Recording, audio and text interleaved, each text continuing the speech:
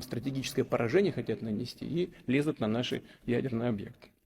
В этой связи вынужден заявить сегодня о том, что Россия приостанавливает свое участие в договоре о стратегических наступательных вооружениях. Повторю, не выходит из договора. Нет, а именно приостанавливает свое участие. Но прежде чем вернуться к обсуждению этого вопроса, мы должны для себя понять, на что все-таки претендуют такие страны Североатлантического альянса, как Франция и Великобритания. И как мы будем учитывать их стратегические арсеналы, то есть совокупный ударный потенциал альянса. Они сейчас своим заявлением сделали, по сути, заявку на участие в этом процессе. Ну, слава богу, давайте, мы не против. И не нужно только пытаться вновь всем врать, строить из себя поборников мира и разрядки.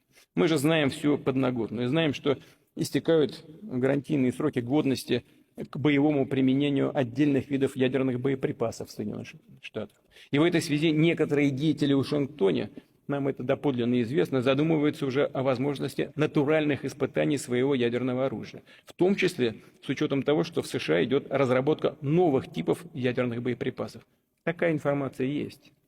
В этой ситуации Министерство обороны России и Росатом должны обеспечить готовность к испытанию российского ядерного оружия.